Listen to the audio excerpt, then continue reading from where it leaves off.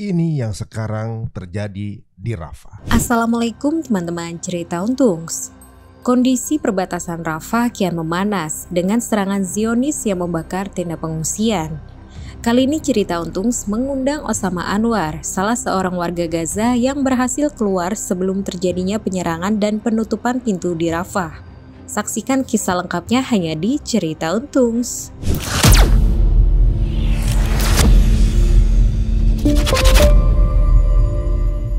Assalamualaikum warahmatullahi wabarakatuh. Apa kabar teman-teman semuanya? Kembali di cerita Untung dan sekarang kita akan ngobrol ya mengenai update kondisi terakhir saudara kita yang ada di Rafah, ada di Gaza tentunya juga. Dan memang untuk mencapai atau juga masuk ke daerah sana untuk melihat langsung aksesnya sulit gitu ya. Dan tentunya juga kita hanya dapat mungkin serpihan-serpihan berita gitu yang kemudian didapatkan dari orang Gaza yang kemudian mengupload atau juga mengirimkan ke kolega mereka untuk dipost di sosial media.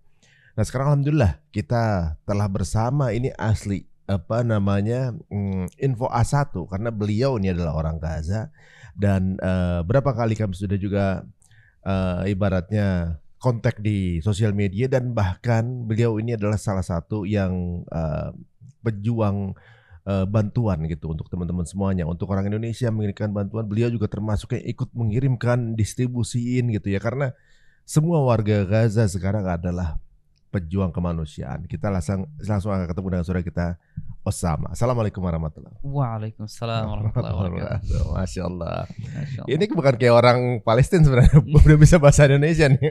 Masya Allah. Sebelum dimulai nih Osama. Kamu kok bisa bahasa Indonesia? Gimana ceritanya? Kok bisa diskusi juga gampang.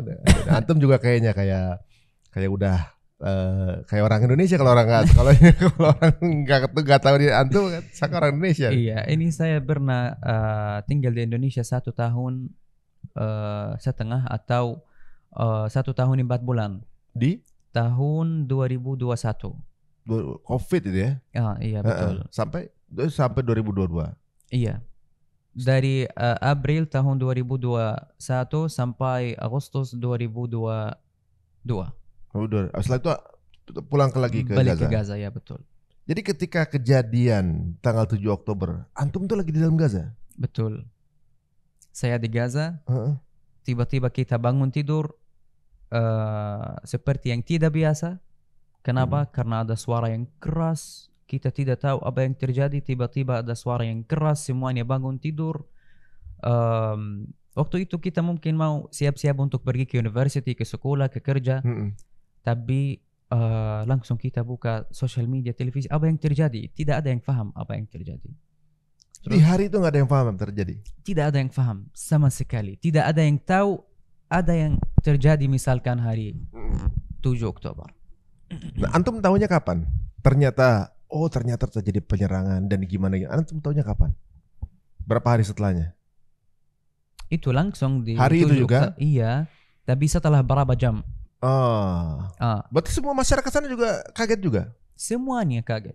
Semuanya, termasuk kita semua. Bukan orang-orang Gaza saja. Karena orang-orang Gaza udah terbiasa mungkin sedikit. Tidak mau bilang udah terbiasa sama perang, tapi pernah banyak perang. Saya sendiri pernah lihat 6 perang di depan mata saya. Dari anak kecil, iya. Dari anak kecil sampai sekarang. Jadi, semua orang Gaza tahu, semua orang yang di luar Gaza butuh tahu apa yang terjadi di Gaza. Jadi semuanya kalau lihat roket, pesawat, Zionis atau yang lain langsung rekam, posting di social media. Jadi semua orang-orang Arab atau semua orang di social media udah tahu dari jam 5 pagi ada sesuatu yang besar yang terjadi di Gaza, tapi tidak ada yang paham. Sampai jam mungkin 8-9 pagi kita lihat di televisi ada orang atas nama perjuangan tentara Palestina yang bilang misalkan ke kami hari ini seperti hari merdeka misalkan kita yang mulai perang karena kita tahu mereka ada rencana untuk masuk ke Gaza, tapi kita yang mulai biar mungkin tidak jadi rencana mereka ke kami misalkan. Dan benar kita semuanya kaget. Kenapa kita kaget? Tiba-tiba lebih dari 1.000 atau 1.500 roket dari kami tentara Palestina ke tempat yang ada di dalamnya Zionis. Kita pikir ada yang terjadi sebelumnya. Kenapa kita yang mulai? Yani yang terbiasa bukan kita yang mulai, mereka di setiap perang. Tapi di perang ini kita yang mulai. Jam 8 atau 9 pagi udah kita tahu kita yang mulai karena mereka ada rencana untuk masuk ke Gaza. Tanggal besokannya ya? Mereka ada rencana untuk masuk ke Gaza, jadi kita yang mulai. Dan benar, waktu itu semua warga Gaza, semua warga Palestina senang sekali. Kenapa? Kita lihat tanah mereka, tanah Palestina mungkin udah mulai merdeka. Kita yang mulai, faham bagaimana? Kita misalkan ada jalur Gaza, di sebelah jalur Gaza ada beberapa kota yang kita tidak pernah masuk di dalamnya karena tidak ada orang-orang Palestina di dalamnya sama sekali. Kayak Asqalan, kayak banyak kota. Asqalan, Asdod, Beer Saba', Tel Aviv. Banyak kota-kota yang dekat kita tidak pernah orang Palestina masuk di dalamnya. Tapi tentara Palestina hari 7 Oktober udah masuk. Apa artinya? Begini. Kita udah misalkan mulai mimpi kita, ya Allah, mungkin pasti tahun ini Palestina akan merdeka. Mungkin kita, yani banyak mimpi-mimpi. Langsung saya misalkan kontak sama teman-teman, kontak sama guru-guru saya, apa yang terjadi. Pasti tidak ada yang faham sampai sekarang, tapi semua bahagia. Mungkin tentara kami mungkin udah bisa sampai ke Al-Masjid Al-Aqsa dan udah merdeka. Dan guru saya ambil waktu itu saya sedang ambil sanad dari guru saya, sanad membaca Al-Quran. Saya telepon sama guru saya, gimana? Kita ada hari ini misalkan akan ketemu atau bagaimana? Ada darurat hari ini, mungkin udah mulai perang, jadi mungkin kita tidak bisa ketemu sekarang, tapi insya Allah mungkin bulan depan kita bisa mulai atau lanjut di Al-Masjid Al-Aqsa setelah Palestina merdeka. Iya. Udah ada semangat itu ya? Semangat sekali. Tapi alhamdulillah, bagaimanapun alhamdulillah, setelah 1 hari di tanggal 8 Oktober, Zionis Israel, tentara Israel laknatullah udah mulai juga melawan kita. Dan semua yang kita lihat di social media, yang terjadi lebih yang kita udah lihat di social media. Misalkan kalau kita lihat satu rumah hancur, itu artinya 1000 rumah hancur.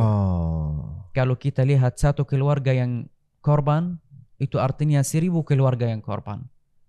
Kalau kita lihat satu yang tinggal di tenda atau tidur di jalan, itu artinya 1000 orang yang tinggal di jalan. Lebih dari gimana caranya. Di dalam jalur Gaza ada 2.500.000 orang. Ya, banyak juga ya. Jalur Gaza. Padat ya. Mungkin lebih dari 85% yang rumahnya hancur, yang tidak punya rumah, termasuk keluarga saya. Kita sekarang tidak punya rumah. Kita pernah tinggal di tenda, tinggal di jalan. Antum sih? Iya. Saya pernah tidur 1 malam di jalan di Gaza, di dalam perang ini. Atau di daerah mana Gazanya? Saya dan keluarga besar saya di jalur Afwan, di susah bahasa Indonesia ini. Di Gaza Utara. Gaza Utara. Iya. Oh, berarti yang di awal ya. Gaza Utara tuh di atas apa di bawah ya kalau di peta? Di atas. Oh, berarti yang pertama kali dong diserang duluan apa gimana? Betul. Oh. Mulai perang tanggal 7 Oktober, Zionis atau tentara Israel udah mulai masuk dari Gaza Utara. Jadi kita harus pindah. Benar kita tidak punya rencana untuk pindah atau keluar dari daerah kami. Tapi kita tiba-tiba waktu kita duduk di rumah, lihat banyak yang lari di jalan. Apa yang terjadi? Zionis udah sampai ke daerah kami. Jadi kita harus keluar. Kalau titip di rumah, kita takut. Atau benar kita tidak takut. Yani kalau kita mati pasti syahid. Yeah. Ke surga. InsyaAllah langsung. Itu harapan kami sama Allah Subhanahu Wa Taala. Tapi juga harus keluar karena ada orang tua, ada adik-adik yang takut, anak-anak kecil yang butuh makan juga, yang butuh obat. Kalau kita titip di rumah saja pasti Zionis akan masuk melawan atau apa artinya ini? Dibunuh langsung, ditembak. Tapi ada yang semuanya pindah atau ada yang tetap tinggal? Ada yang tetap tinggal. Bagaimana kabarnya yang tetap tinggal? Ada satu cerita. Ada satu dari teman-teman saya namanya Majd. Majd Ledremli. Nama orangnya? Iya. Ini teman saya, teman dekat. Teman saya ini juga tinggal di mana? Di Gaza Utara. Saya waktu kita keluar dari Gaza Utara ke Gaza Selatan, telepon sama teman saya ini karena teman saya dekat. Ayo kita keluar bersama, pergi ke Gaza Selatan. Kita tidak tahu kita harus kemana, tapi yang penting kita bersama. Nanti kita takut tidak ada kontak karena susah kontak sekali, tidak ada signal di Gaza. Yani kalau bisa telepon sekarang mungkin setelah setengah jam tidak bisa. Gitu, 1 jam bisa, 1 jam tidak bisa, mungkin 1 hari bisa, 1 hari tidak bisa. Teman saya bilang tidak mau keluar. Ini rumah saya, rumah keluarga besar saya. Saya mau titip di rumah walaupun mati. Saya mau tinggal di rumah saja. Setelah 1,5 bulan, rata-rata 40 hari, saya di Rafah, di Gaza Selatan. Tiba-tiba saya lihat teman saya Majd ini di jalan. Saya sebelumnya mau kontak tapi tidak ada signal. Mau tahu kabarnya di mana di Gaza Utara. Tidak ada internet, tidak ada signal, tidak bisa telepon. Tiba-tiba saya lihat teman saya, Majd, kamu di mana? Gimana? Yani kenapa di sini? Kan katanya mau mau saja di Gaza Utara.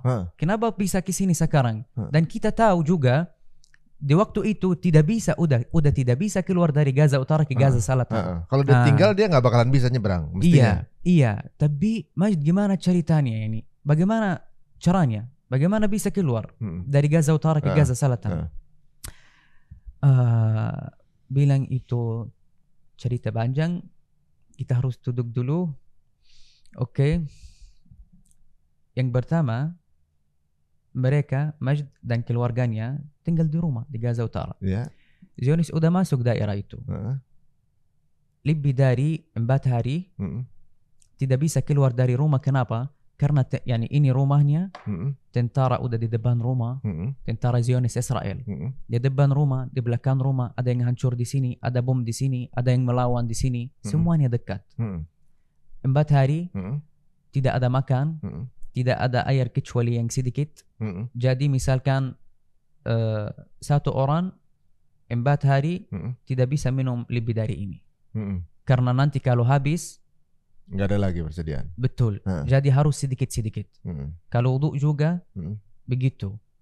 Wudhu 1 kali berhari karena tidak ada solusi yang lain. Terus tentara Zionis Israel la'natullah udah masuk ke rumah. Masuk rumah? Masuk rumah. Tidak ada yang korban, tapi semua laki-laki yang ada di rumah, termasuk teman saya, Majd, Zionis udah bawa mereka ke yang namanya Banjara. Oh, Banjar. berapa orang? Banyak. Bukan Bukan cuma di situ aja. Iya, banyak. Yani seratusan. Terus apa yang terjadi setelah itu? Kita udah sampai Banjara. Yang kalau mau masuk Banjara, mereka bilang harus buka semua baju. Ini yang pertama. Semua. Tapi walaupun ada banyak, yani banyak orang Palestina di dalam Banjara, nggak apa-apa, itu bukan masalah mereka. Harus buka baju semuanya. Banyak orang-orang, semuanya duduk, tidak ada tempat duduk pasti. Duduk di apa namanya? Langsung di lantai. Gitu. Dan tangan-tangan begini 24 jam. Di borgol. Begini 24 jam. Teman saya duduk di bandara 3 hari. Setiap hari ada tanya-tanya. Di penjara itu? Itu kalau mau buang air ke toilet itu bagaimana? Tidak bisa. Di situ jadinya? Di situ. Di penjara itu jadi bau banget dong? Pasti. Itu Banjara Zionis Israel yang lebih susah di dunia. Bisa tahu semua cerita orang Palestina yang di dalam Banjara dari sosial media dan yang lain juga. 3 hari kayak gini, tidak ada baju, musim dingin waktu itu, dingin banget, tidak pakai baju sama sekali, tidak ada makan, tidak ada air putih, tidak ada apapun, tangan-tangan di belakang gitu, dan setiap hari ada tanya-tanya. Yang ditanya apa? Misalkan ada tentara Zionis di depan teman saya, nanya, tentara Palestina di mana? Ada yang dari keluarga kamu dari tentara Palestina? Kalau ada dari tentara Palestina di sebelah rumah kamu, di mana itu? Dan banyak tanya-tanya yang lain. Mereka cari di mana ada tentara Palestina. Tapi walaupun kita tahu misalkan ada di tempat ini tentara Palestina, kita tidak bisa bilang apapun. Tidak bisa. Dan saya mau kasih tahu satu poin yang penting. Tentara Palestina ini kami. Tentara Palestina ini kami. Di setiap keluarga ada yang termasuk tentara. Setiap tidak ada keluarga sama sekali yang tidak punya orang tentara di dalamnya. Hampir semua itu adalah tentara perlawanan. Semua. Jadi kita tidak bisa bilang ke mereka apapun. Setelah 3 hari, setiap hari ada tanya-tanya, dan bukan tanya-tanya saja. Begini. Yani tidak sambil tahu disiksa jadi ya. Jadi setelah 3 hari bisa mereka bilang keluar sekarang, tapi bukan ke Gaza Utara, Gaza Selatan. Tidak boleh balik ke Gaza Utara. Yani mereka kasih izin buat teman saya keluar dari Gaza, keluar dari Banjara, tapi tidak boleh ke Gaza Utara, ke Gaza Selatan.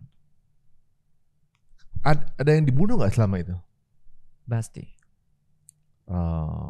Pasti. Keluarga teman ada yang terbunuh? Nggak? Ada. Tapi nggak, yang tadi yang diinterogasi tadi, yang ditanya-tanya tadi, dianya masih hidup kan? Majd, teman saya. Iya, masih hidup. Keluarganya Majid itu ada? Masih hidup. Masih hidup. Alhamdulillah. Dan waktu keluar dari Banjara tidak kasih baju. Telanjang. Jalan kaki juga, karena pasti tidak ada mobil perang ini. Jadi dari Banjara ke Gaza Selatan tanpa baju. Jalan kaki tanpa baju. Musim dingin. Tega dia ya mereka. Iya. Tapi juga setiap hari, setiap saat kita bilang bagaimanapun alhamdulillah. Yani tidak pasti sedih, tapi kita tahu terakhirnya ini yang hasilnya surga. Semua yang hasil ujian-ujian ini dari Allah Subhanahu wa taala pasti surga. Itu harapan kami dari Allah sama Allah Subhanahu wa taala. Jadi cuma diminta untuk bersabar aja sebentar ya. Betul. Itu jadi mereka itu dilepaskan yang dari penjara ini, kemudian jalan kaki ke Gaza Selatan. Berapa kilo itu? Tidak tahu berapa, tapi hampir 7 jam. 7 jam. Iya, karena kita juga, saya dan keluarga besar saya dan saudara saya, waktu kita keluar dari Gaza Utara ke Gaza Selatan, keluar jalan kaki juga. Lumayan 7 jam itu ya? Iya, dari jalan lewat jalan namanya Salahuddin. Itu jalan Salahuddin dari Gaza Utara sampai Gaza Selatan, satu jalan. Tapi nggak ada penyerangan di situ ya? Ada banyak. Hah? Ada banyak juga? Banyak. Bagaimana bentuk penyerangannya? Waktu itu yang pertama saya lihat tentara Zionis Israel di depan mata saya. Saya kaget. Bilang ke Abi, ke Ummi, ini tentara Israel. Abi bilang, jangan lihat mereka kayak gini. Harus jalan kaki yang harus kamu merasa misalkan yang mereka tidak ada. Biar kita langsung masuk. Kalau ngelihat malah memancing dia untuk menyerang. Kalau mau fokus sama mereka atau lihat begini langsung di. Ya itu ceritanya susah sekali waktu kita keluar dari Gaza Utara ke Gaza Selatan. Kita lewat jalan Salahuddin, kita lihat ada Zionis di jalan Salahuddin. Kalau misalkan saya bawa ini, waktu saya di jalan Salahuddin ini, kalau ini jatuh, saya tidak boleh ambil. Kenapa? Pasti mereka pikir saya mau melawan, mau ambil senjata, mau ambil apapun. Gitu. Jadi kalau ada yang jatuh nggak apa-apa, jatuh. Yang penting kita masuk. Dan saya lihat ada orang tua, umurnya lebih dari 70 tahun, yang jatuh karena capek, ditinggal aja. Kenapa? Kalau dibantu nggak boleh? Kalau dibantu, yang bantu pasti tembak. Dan yang jatuh juga. Tapi terakhirnya bisa keluar. Bisa masuk. Bukan semuanya, bukan 100% bisa masuk. Tapi pasti mungkin 90% bisa masuk. Tapi kamu pernah lihat korban langsung di depan mata? Bisa. Pernah? Saya tidak mau ingat, tapi ya pernah. Itu di minggu yang pertama di perang, di minggu yang pertama di Oktober, bulan Oktober. Dan waktu itu saya rekam video. Mungkin kalau antum butuh video ini nanti saya kasih. Kita duduk di rumah masih di Gaza Utara. Tiba-tiba kita dengar suara bom yang keras. Bintu-bintu kayak gini. Dan ada yang jatuh. Jendela jatuh juga. Dekat sekali. Di jalan yang ada rumah kita. Satu jalan ada bom. Kalau ada bom, kita langsung keluar dari rumah. Kita mau yang pertama lihat bom ini di mana. Yang kedua kita mau membantu. Mereka yang pasti ada di dalamnya, orang-orang yang tertinggal. Kita keluar dari rumah mencari, saya dan Abi dan saudara saya. Saya kaget, tiba-tiba lihat ini rumah teman saya.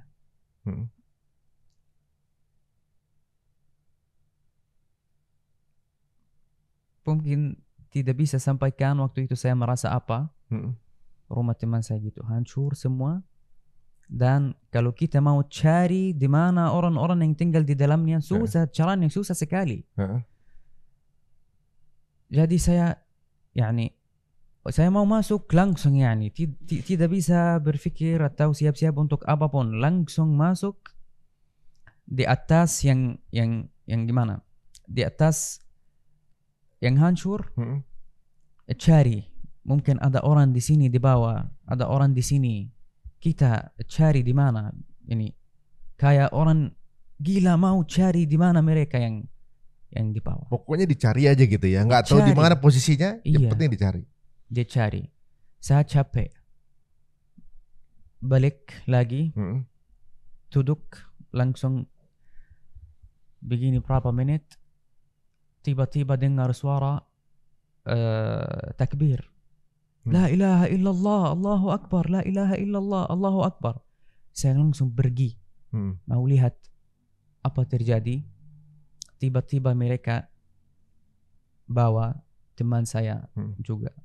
Namanya Nur Khel. Udah kapan? Meninggal, mati. Semoga Allah kabul. Amin. Syahid di surga, insyaallah. Setiap ada terjadi bom, langsung menuju ke tempat lokasinya malah. Gimana? Misalnya ada yang kena bom nih, rumah teman kamu atau siapa tetangga kamu. Itu warga Gaza itu keluar untuk langsung ke tempat terjadi bom itu. Iya. Mereka nggak takut kalau akan ada bom jatuh lagi situ. Kita tidak takut di Gaza. Tidak takut. Oh, malah buru-buru untuk membantu. Betul. Walaupun ada risiko bisa aja ada bom lagi. Pernah ada bom lagi. Dan langsung juga pergi lagi. Antum tahu anak-anak Palestina di Berang bisa juga main-main di jalan, main bola, tidak takut. Saya pernah waktu saya di Rafah rekam beberapa video waktu anak-anak Gaza main layang-layang. Waktu Berang itu sebelah Mesir, yang dekat Mesir, tempat yang dekat Mesir itu di namanya Mihwar Philadelphia atau sebelah Mesir dekat border Rafah juga. Dan anak-anak Palestina kalau lihat roket kita dari tentara Palestina pergi ke tempat Zionis, kita bisa lihat bilang Allahu Akbar, takbir, semoga bisa sampai, semoga mereka bisa mati, semoga Palestina merdeka. Ada banyak video-video yang kayak gini. Oh gitu. Iya. Mereka senang gini, takbir, Allahu Akbar, alhamdulillah gitu. Oh, saya pikir takut, guys. Nggak taunya mereka tuh bisa tuh bermain-main di jalan gitu, nggak taunya. Nah, tapi saya dengar nih, untuk daerah yang sudah dikuasai, mereka tuh ada ini apa? Sniper tuh penembak jitu itu. Orang jalan tembak, orang orang yang masih ada bergerak ditembak. Iya. Ada. Jadi bisa aja lagi ngobrol tiba-tiba ada yang tertembak itu bisa. Iya. Itu juga di yang tinggal di sebelah rumah kami di Gaza Utara di mati syahid karena itu. Dia dan anaknya. Iya, kita keluar dari Gaza Utara. Mereka tidak mau keluar. Keluarga tinggal sebelah rumah kami, di rumah yang sebelah rumah kami di Gaza Utara. Mereka tidak mau keluar. Zionis sudah sampai. Tapi mereka tidak mau keluar. Setelah berapa hari mereka di rumah saja, ada yang keluar, ayah mereka. Keluar dari rumah mau lihat apakah ada Zionis masih di jalan, tidak.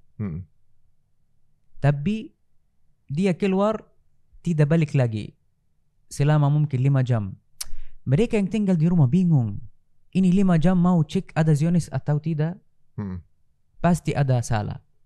Anaknya keluar cari ayahnya di mana. Mati juga. Jadi bayang bapak itu keluar mati? Mati. Tidak tahu apa namanya yang sniper. Yang penembak jitu ya. Jadi ayahnya mati di jalan, anaknya keluar cari setelah 5 jam mati juga. Terus yang di rumah udah paham. Belum tahu apa yang terjadi tapi udah paham. Jadi tinggal di rumah lagi mungkin 2 hari tidak tahu apapun tentang ayah mereka dan anak mereka. Setelah 2 hari Zionis udah keluar dari daerah ini. ada dari keluarga mereka yang datang ke rumah mau lihat halnya bagaimana. Lihat ayah mereka di jalan dan anaknya di jalan mati. Itu gimana caranya dari yani misalkan dari sini atau dari sini di kepala langsung. Sniper itu penembak jitu. Betul. Memang laknatullah ya. Kejam banget ya. Ada mereka ini kayak nggak punya ini ya. Seolah-olah bukan manusia ya. Bukan manusia ini. Pasti bukan manusia. Nah sekarang kan semua dari Gaza Utara itu dipaksa untuk turun ke daerah yang paling padat itu kan Rafah kan. Sekarang ini kan paling padat karena semuanya kan diminta ke situ tuh. Iya. Kemarin ada kabar Rafah itu akhirnya ditutup dan mereka masuk dan membombardir. Berarti sebenarnya yang mereka bilang daerah Rafah ini daerah paling aman, sebenarnya justru mereka mau mengumpulkan orang Gaza di sana, kemudian akan dihabisi. Ini kita tinggal di Gaza Utara udah pindah sampai 6 kali. Pindah, yani misalkan ini Gaza Utara, ini Gaza Selatan. Kita udah pindah 6 kali sampai kita bisa sampai Gaza Selatan. Di jalan pernah tidur di rumah teman, pernah tidur di rumah dari keluarga kami, pernah tidur di jalan, pernah tidur di sekolah, pernah tidur di tenda. Terakhirnya bisa sampai ke satu rumah kita bisa sewa di Rafah. Semua ini yani keluarga saya termasuk saya menemani mereka itu di Brang. Setelah saya keluar dari Gaza di tanggal 11 April, setelah mungkin 2 minggu mulai serang di mana? Di Rafah. Keluarga saya bingung. Kita udah pindah. Keluarga masih di Rafah sekarang? Iya, keluarga saya Abi dan Ummi dan adik-adik saya masih di Rafah. Masih afwan di Gaza, waktu itu. Terus saya mau telepon waktu saya lihat di sosial media udah mulai serang di Rafah. Saya langsung mau telepon sama keluarga saya. Harus keluar sekarang dari Rafah. Balik lagi ke utara, tahu cari tempat yang lebih aman. Karena rumah yang kita tinggal di dalamnya di Gaza Selatan atau di kota Rafah itu dekat sekali sama border Rafah. Dan Zionis mau masuk langsung di tempat di mana yang di border Rafah. Ini border Rafah, mau masuk dari sini, dari sini terus bisa maju. Apa namanya? Dari selatan maju ke atas. Terus tidak bisa telepon sama keluarga selama 5 hari. 5 hari dari waktu Zionis masuk kota Rafah, saya tidak tahu apapun tentang keluarga. Setiap hari mencoba telepon, coba cek internet bisa, coba telepon langsung. Iya, bukan telepon internet, telepon biasa langsung. Tidak bisa. Nggak bisa juga. Tidak bisa sama sekali. Setelah 5 hari, tiba-tiba Abi telepon saya. Ya Allah, saya senang sekali langsung. Halo Abi, di mana? Udah keluar dari Rafah belum? Antum masih baik-baik saja belum? Atau yani masih baik-baik saja tahu? Yani mau tahu apa yang terjadi sekarang? Abi bilang waktu itu kita ini rumah yang kita tinggal di dalam di Rafah. Kita keluar karena kita tahu udah Zionis mau masuk. Kita keluar udah jauh mungkin 50 meter, rumah hancur, dibom langsung. Dan masih ada yang tinggal di dalamnya. Keluarga? Bukan. Orang lain? Orang lain. Karena rumah itu 4 lantai, di setiap lantai ada keluarga. Ada keluarga. Keluarga saya keluar setelah berapa menit dia hancur. Ini Allah masih melindungi. Tidak mau fokus lagi tentang ini ya, ini kalau yang tidak mau nangis. Tapi ya Allah, kita sangat bersyukur kepada Allah Subhanahu wa taala. Alhamdulillah keluarga saya masih baik-baik saja. Udah pindah dari Rafah ke kota namanya Khan Yunus. Khan Yunus itu juga Gaza Selatan, tapi Rafah yang paling selatan. Sebelum Rafah Khan Yunus. Jadi keluarga saya sekarang masih di Khan Yunus. Kamu bagaimana caranya bisa keluar? Itu cerita susah sekali dan panjang sekali juga. Benar, Saya tidak mau keluar dari Gaza. Tidak mau jauh dari keluarga. Tidak mau juga ditinggal keluarga waktu susah kayak gini. Yani lebih baik saya menemani keluarga, membantu keluarga. Dan karena juga saya mau lanjut kuliah. Ini saya kenapa balik ke Gaza di tahun 2022 dari Indonesia ke Gaza? Karena saya mau lanjut kuliah. Saya belajar di Islamic University Gaza. Tapi kuliah saya udah hancur juga. Kampusnya udah hancur? Iya. Islamic University Gaza. Ini yang di kota Gaza, yang di Gaza Utara. Udah hancur. Dan waktu kita keluar dari Gaza Utara ke Gaza Selatan tinggal 17 November. Setelah 1 bulan ada kabar juga rumah kami hancur, rumah keluarga besar kami hancur. Jadi Abi langsung bilang ke saya, Osama, kalau kamu bisa keluar dari Gaza, balik ke Indonesia lagi, silahkan. Kenapa Abi? Kampus udah hancur, rumah udah hancur, kamu ngapain di Gaza sekarang? Mau sama keluarga? Iya, tapi lebih baik buat kamu keluar saja. Abi, kenapa saya keluar? Tapi benar, buat keluarga, saya lebih baik keluar dulu. Kenapa? Karena perang ini sampai sekarang udah 8 bulan. Dari awal perang sampai sekarang tidak bisa kerja. Nggak bisa ngapa-ngapain juga ya? Tidak bisa. Kerja nggak bisa, sekolah nggak bisa. Kerja, sekolah, universitas saya juga tidak bisa. Kerja Abi tidak bisa. Saudara-saudara saya mau ke sekolah, mau ke universitas juga. Tidak bisa. Tidak ada kerja. Itu artinya tidak bisa dapat uang. Jadi, Osama, kamu lebih baik keluar dari Gaza. Karena kamu yang bisa misalkan bahasa Indonesia, atau kamu yang pernah keluar dan mungkin udah bisa dapat kerja di Indonesia. Jadi kamu yang kerja di Indonesia, kita yang duduk di Gaza. Pasti sedih tuh ya. Iya. Itu gimana akhirnya bisa sampai berpisah itu gimana? Orang tua gimana? Susah sekali juga.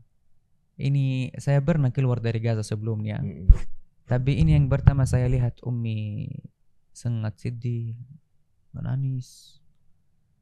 Karena tidak tahu kenapa mereka merasa mungkin ini yang pertama kita ketemu. Yang terakhir ketemu maksudnya? Iya. Yani orang tua takut nanti tidak bisa, misalkan kalau mau balik ke Gaza lagi. Atau kalau mereka mau keluar dari Gaza tidak bisa. Dan lilasaf terakhirnya itu yang terjadi. Karena border Rafah udah hancur. Jadi tidak bisa sekarang keluar dari Gaza atau masuk ke Gaza.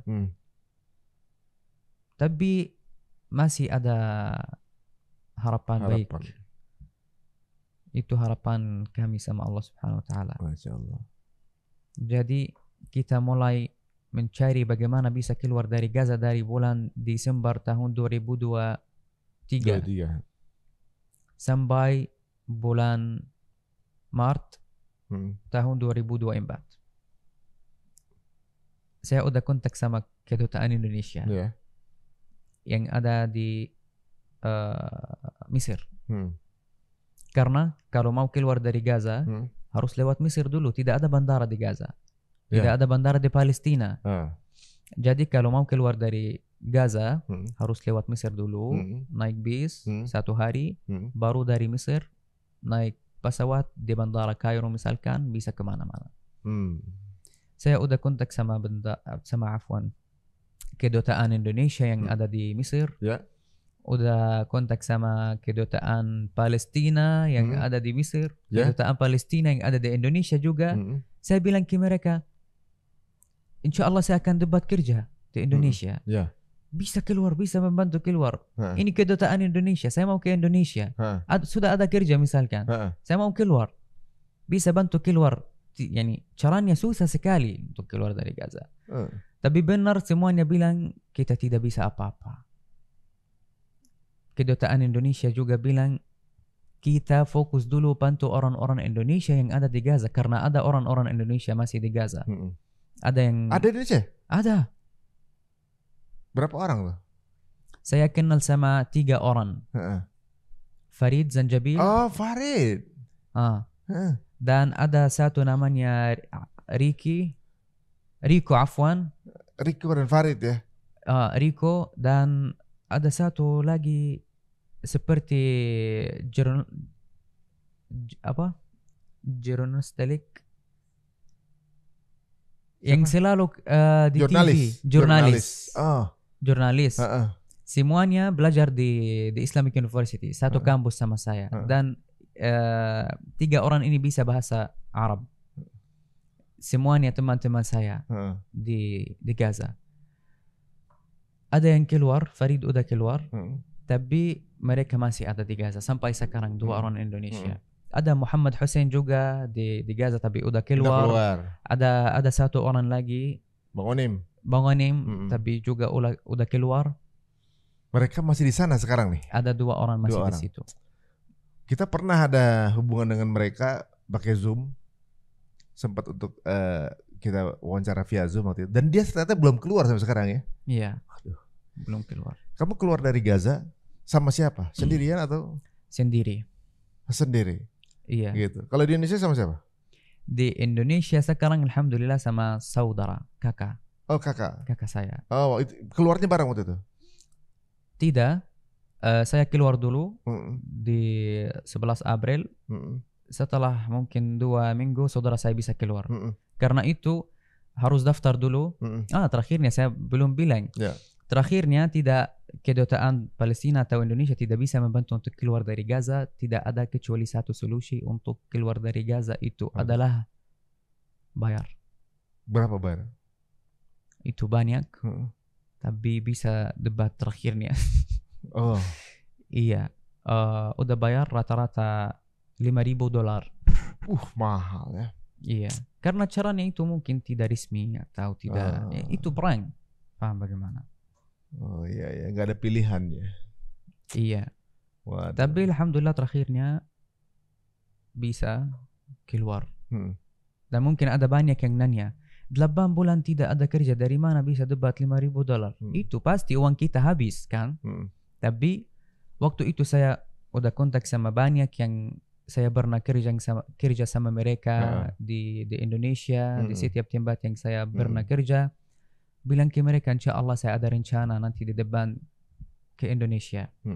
Tapi untuk keluar harus bayar dulu $5,000. Bisa kasih gaji dulu. Nanti baru kita Nanti kerja. saya ganti kerja. Jadi saya sekarang kerja gratis di Indonesia.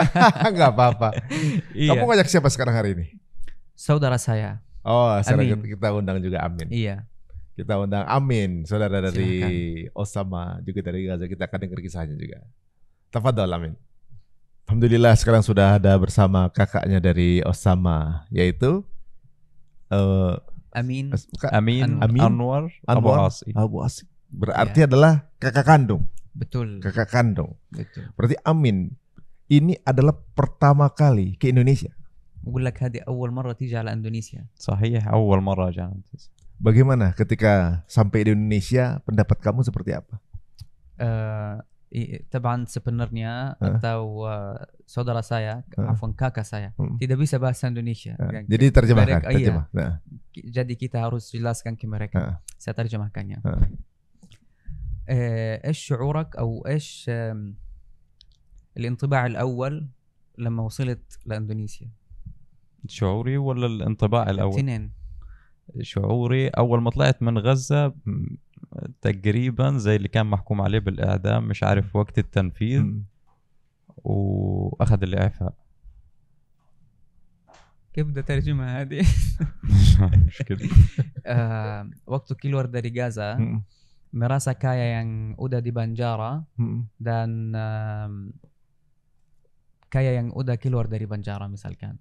Ada yang di dalam Banjara yang ada hukum, apa artinya ini? Apa namanya? Potong.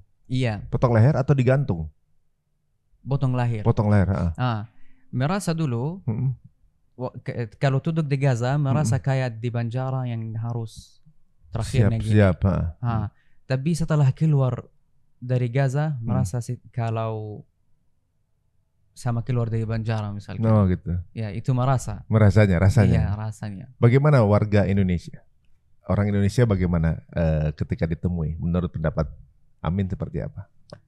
ايش رايك في الشعب الاندونيسي من رايك؟ شعب ودود جدا مختلف عن شعوب تانية يعني. يعني ودود بيبتسم بيتعامل متعاون مش صعب يعني سلس. Kalau bahasa Indonesia mungkin tidak tahu, tapi itu artinya kalau bahasa Inggris warga Indonesia ini kayak friendly. Suka senyum-senyum, silahkan, ada hormati banyak sama kami. Bukan saya rakyat negara yang lain, ada banyak yang marah misalkan. Mungkin kita orang Arab terkenal di dunia kita cepat marah kan, tapi di Indonesia beda.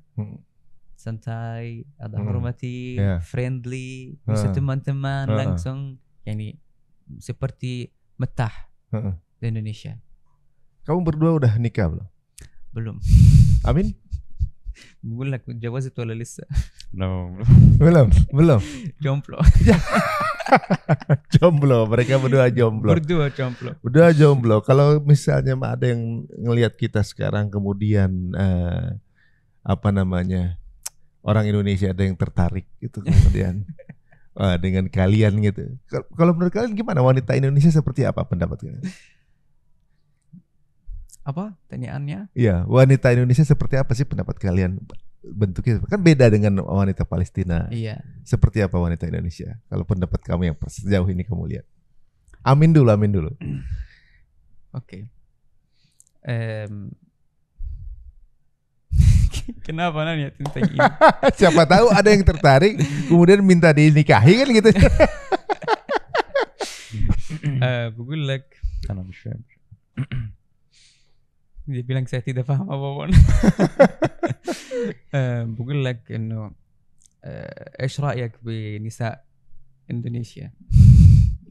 يعني للوهلة الأولى أو رأيك بشكل عام كيف هم؟ هل من أي ناحية؟ بشكل عام يعني بشكل عام مش عارف ايش اترجم لك صراحة.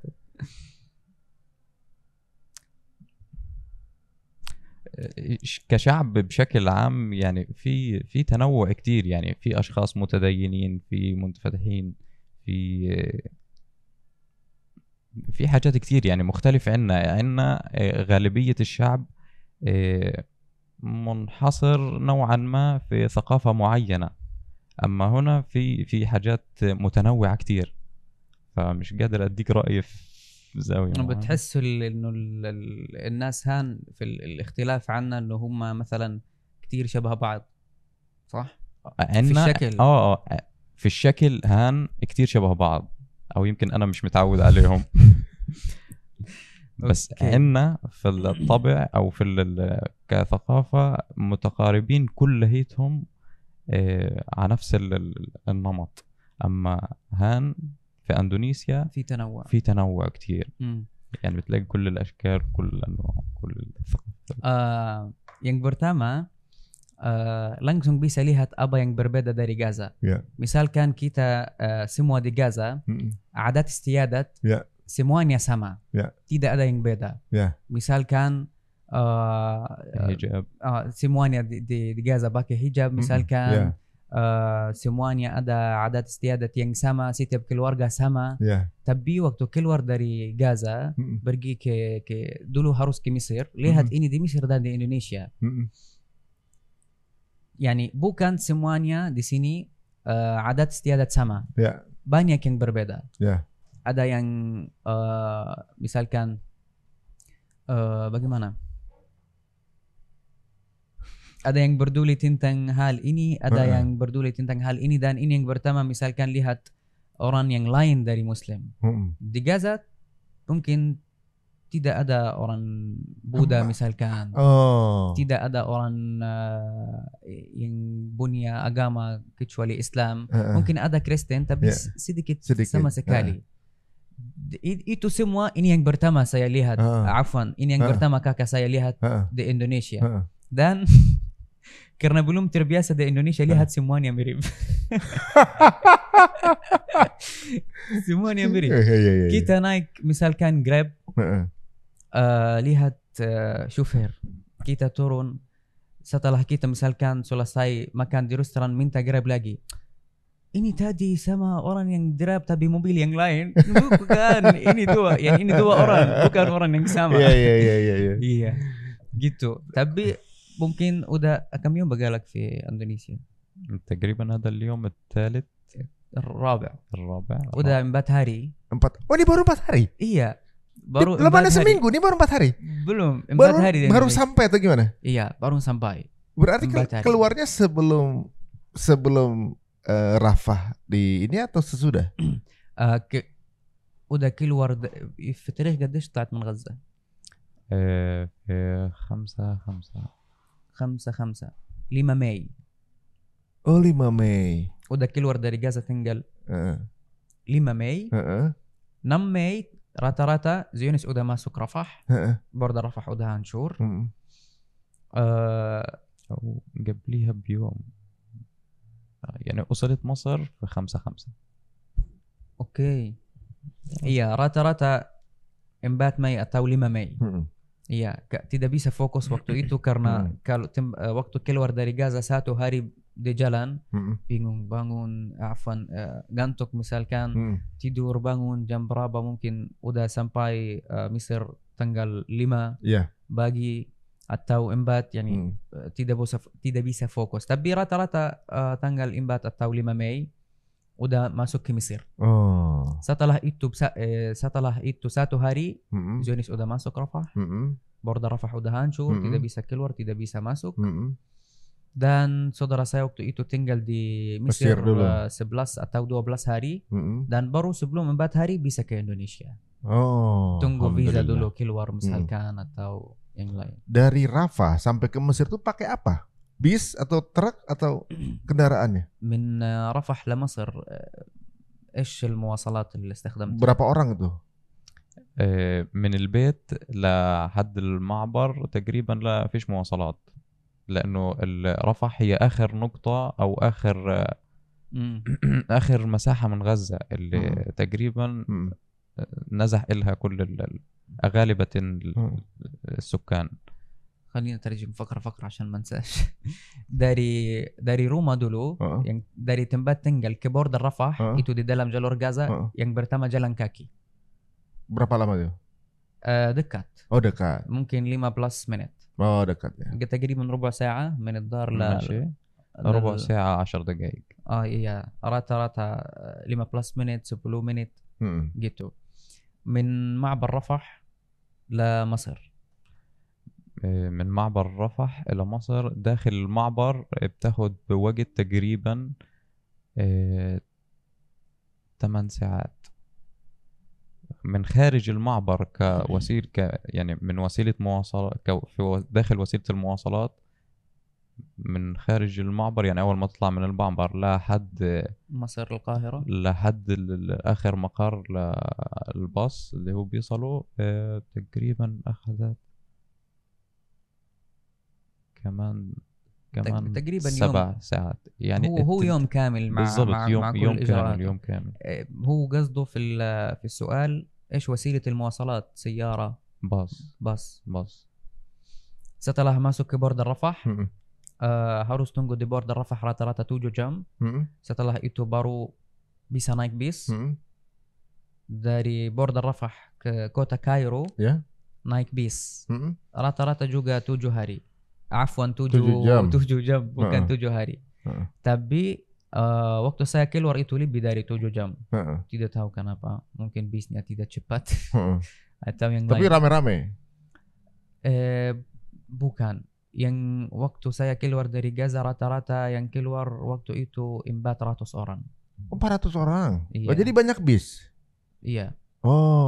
تقريبا اللي طلعوا من معبر رفح كم واحد يوم ما انت طلعت تقريبا؟ تقريبا تقدر تقول ما يقارب 500 400. Dari 400 sampai 500 orang yang keluar waktu saudara saya keluar dari border Rafah. Tegang banget ya. فقط لا غير يعني هذول كل اللي طلعوا في اليوم هذا. Iya, ini yani mungkin 400 orang saja di satu hari bisa keluar. Ini pertama kali beliau ini keluar dari Gaza. Pertama kali keluar kali seumur hidup. Pertama kali. Gaza ini kota kaca kecil. Gaza ini kota kecil sekali. قديش عمرك الجيت؟ 26. 26. مش عيد ميلادك في شهر 5؟ صحيح. صرت 26 ولا صرت 27؟ دخلت في ال 27. Oke. Sekarang umurnya 26 tahun. Dari tahun lahir sampai tahun ini 2024 tinggal di Gaza, tidak pernah keluar sama sekali. Ini yang pertama. Dan ini yang pertama lihat pesawat. Ini yang pertama naik pesawat. Ini yang pertama lihat gunung-gunung. Ini yang pertama lihat misalkan mobil-mobil yang bagus kayak gini. Karena semua ini tidak ada di Gaza ya. Ini yang pertama lihat gunung-gunung, ada yang bangunan yang besar sekali. Ini yang pertama semuanya lihat. Mungkin saudara saya waktu sampai Indonesia sampai sekarang setiap jam saudara saya bilang saya merasa nonton di YouTube. Ini YouTube atau mimpi atau apa ini? Ini televisi. Benar kita di Indonesia. Iya di Indonesia dia. Gini. Saya benar di mimpi atau di mana? Iya. Main. Ente مش في حلم, ente في Indonesia. Kita doakan sebentar lagi Gaza merdeka ya, insyaallah. Amin. Amin ya Allah. Kalau sekarang jumlah penduduk Gaza ada berapa? Jumlah apa? Penduduk rakyat Gaza sekarang yang masih hidup ada berapa? Sebelum perang 2.300.000. 2.300.000 ya, orang. Sekarang yang mati syahid yang meninggal rata-rata 40,000.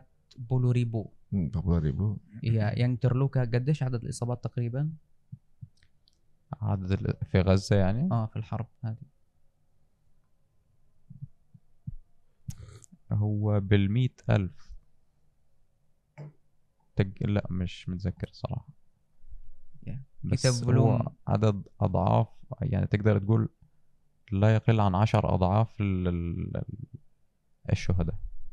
Yang mati syahid rata-rata 40,000. Yang terluka lebih banyak sekali. Mungkin kita tidak tahu berapa karena setiap hari ada lagi setiap hari tambahan 100-an. Jadi mungkin lebih dari 100,000 100,000-an lebih yang terluka ya. Lebih. Berarti sekarang ini penduduk Gaza itu walaupun dipaksa untuk ke Rafah atau Khan Yunis, berarti kan masih ada 2 juta sebenarnya kan. Selama 7 bulan 8 bulan ini penduduk Gaza nggak berkurang banyak sebenarnya. Jadi mereka tuh sebenarnya masih kalau ingin menguasai Gaza itu butuh waktu yang sangat lama kan sebenarnya. Betul. Dan satu hari mereka harus menghabiskan 4 triliun rupiah kan itu. Lama-lama habis itu uangnya kan. Ya kita doakan saja gitu ya. Karena ternyata warga Gaza ini bukan yang mudah untuk ditaklukkan gitu kan. Pejuang hebat. Betul. Itu juga waktu saya mau keluar dari Gaza, bilang ke Abi dan Ummi orang tua, kenapa kita tidak keluar bersama?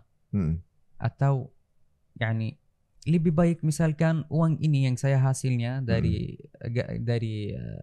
tempat kerja di Indonesia, kenapa misalkan tidak kasih buat keluar buat Abi atau buat Ummi? Kita tidak apa-apa, kita masih muda, bisa sabar, bisa. Tapi kalau Abi dan Ummi orang tua butuh obat setiap hari, butuh makan dan yang lain.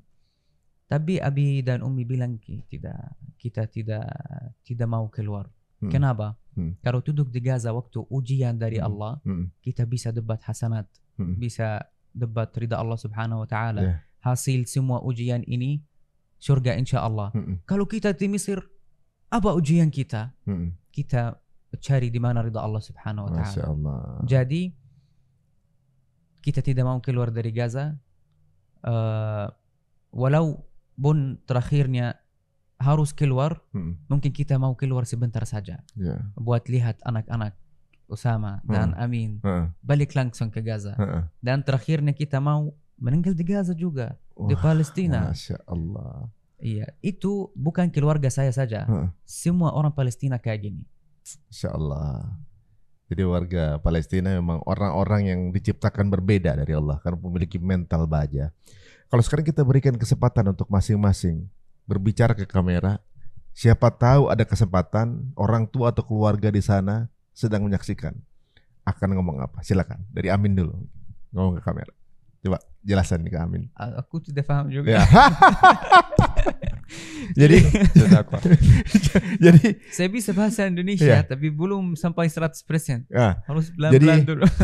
Nanti berbicara ke kamera seolah siapa tahu keluarga Amin dan juga keluarga kamu nanti bisa buka YouTube di sana, mendengar pesan kamu dari sini, dan juga warga Gaza yang menyaksikan gitu. Pakai bahasa Arab nggak ada masalah. Nanti kita berikan teks, no problem.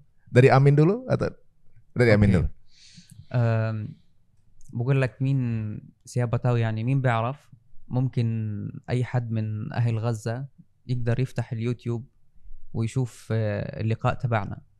فلأي حد عربي بيشاهدنا الآن إيش بدك توجه له رسالة أو إيش بدك توجه رسالة لأهل غزة تقريبا. تفضل. طلع الكاميرا وانطلق.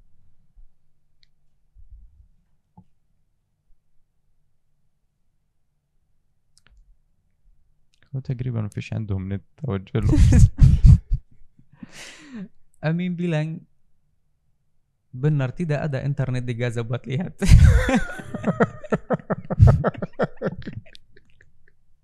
Ya ini ya atau tapi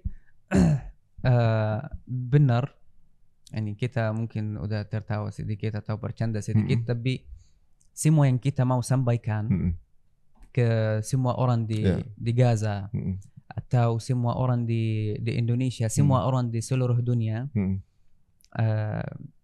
jangan khawatir.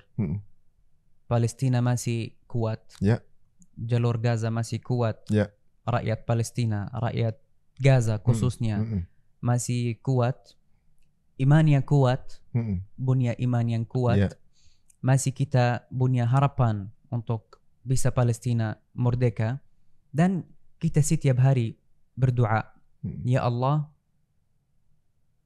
kita terima semua yang dari Allah Subhanahu wa taala, tapi yang penting Allah Subhanahu wa taala terima kita. Yang penting kita bisa sukses setelah ujian ini. Yang penting Allah Subhanahu wa taala bisa terima kami seperti kami terima ujian ini dari Allah Subhanahu wa taala. Dan insyaallah seperti kami bisa ketemu di dunia. Bisa ketemu nanti di Al-Masjid Al-Aqsa. Bisa ketemu di Palestina setelah merdeka. Dan seperti kita bisa ketemu di dunia, nanti insyaallah bisa ketemu di surga bersama Rasulullah sallallahu alaihi wasallam. Dan jangan lupa berdoa. Mungkin di setiap video saya harus bilang kayak gini, jangan lupa berdoa buat saudara kami yang ada di Gaza, yang ada di Palestina, buat anak-anak, buat perempuan-perempuan, buat orang tua kami semuanya, buat keluarga-keluarga kami. Semoga cepat selesai perang ini. Semoga Allah terima semua yang mati syahid dari kami. InsyaAllah di surga semuanya. Semoga Palestina segar merdeka. Semoga kita bisa semuanya nanti salat di dalam Al-Masjid Al-Aqsa setelah merdeka dan ketemu di surga. Dan benar buat orang Indonesia, dari menurut saya harus lakukan dua sesuatu. Apa tuh? Yang pertama, kita harus termasuk orang-orang Indonesia, yang pertama harus bersyukur kepada Allah Subhanahu wa taala. Kenapa? Karena ada banyak nikmati yang kita mungkin tidak fokus, ada banyak nikmati karena tidak pernah hilang banyak nikmati ini. Benar. Jadi hari ini saya dan kakak saya, Amin, kita bisa minum kalau kita apa namanya, halus atau haus. Kalau kita haus langsung kita bisa minum. Tapi kita pernah di Gaza di Perang sebelum 1 bulan, tidak ada air, tidak bisa minum. Pernah lapar, tidak ada makan. Pernah ngantuk, tidak ada kasur, tidak ada tempat tidur. Kita pernah tidur di tenda. Di sekolah karena tidak ada tempat tidur, tidak bisa sewa rumah. Pernah tidur di tenda juga, di jalan, di sekolah. Jadi setiap orang Indonesia benar harus yang pertama bersyukur kepada Allah Subhanahu wa taala, ada banyak nikmati. Ada aman, ini yang pertama. Dan yang lebih penting, di Gaza tidak ada aman. Ada makan. Kalau mau beli apapun silahkan. Waktu kita di Gaza, kalau lapar mungkin tidak ada makan. Dan kalau ada makan, mungkin bukan ini makan yang kita butuh. Bukan makan ini yang kita suka misalkan. Tapi tidak ada solusi yang lain. Makan yang ada saja. Di sini juga ada kerja, kalau mau cari kerja. Kalau mau dapat uang bisa. Kalau mau keluar dari Indonesia bisa. Kalau mau balik ke Indonesia bisa. Sekarang kita di Jakarta misalkan. Kalau mau ke Jawa Tengah bisa. Kalau mau ke Sulawesi bisa. Kalau mau ke Kalimantan bisa. Kita orang Palestina, dua-duanya, tinggal di Palestina, di jalur Gaza, kita tidak pernah pergi ke Al-Masjid Al-Aqsa. Walaupun kita orang-orang Palestina. Tapi tidak boleh. Tentara Zionis Israel di antara kota-kota. Dan kalau kita mau keluar dari jalur Gaza, harus dari Gaza Utara. Kemana? Ke Al-Masjid Al-Aqsa. Rata-rata 3 jam setengah. Tapi tidak boleh. Ada tentara. Tidak boleh kita keluar dari Gaza Utara pergi ke Aqsa, ke Al-Masjid Al-Aqsa. Kita orang-orang Palestina, tinggal di Palestina. Tapi belum pernah. Karena tidak boleh. Karena ada Zionis Israel. Tapi semua orang Indonesia di sini, kalau mau kemana-mana bisa kan? Jadi banyak nikmati yang harus kita syukur di Indonesia. Semoga Allah menjaga semua nikmati orang-orang Indonesia. Dan semoga Indonesia selamanya aman. InsyaAllah. Yang kedua, harus ingat saudara-saudara kami di Indonesia. Kalau sekarang saya haus, orang Indonesia misalkan haus atau lapar, bisa makan langsung. Bisa minum langsung. Harus ingat saudara-saudara kami. Saya setiap kali di sini makan atau minum, ingat saudara-saudara saya dan keluarga saya yang masih di Gaza. Saya sekarang bisa kenyang, tapi apakah keluarga saya sekarang kenyang atau lapar? Saya bisa tidur di kasur, di tempat yang bagus, bisa buka AC. Sekarang di situ musim panas. Apakah keluarga saya bisa tidur di kasur sekarang atau tidur di tenda atau tidur di jalan? Jadi harus yang pertama kita bersyukur kepada Allah Subhanahu wa taala karena ada banyak nikmat di Indonesia. Yang kedua, kita harus doa buat saudara-saudara kami. Semoga semuanya insyaallah selamanya baik-baik saja.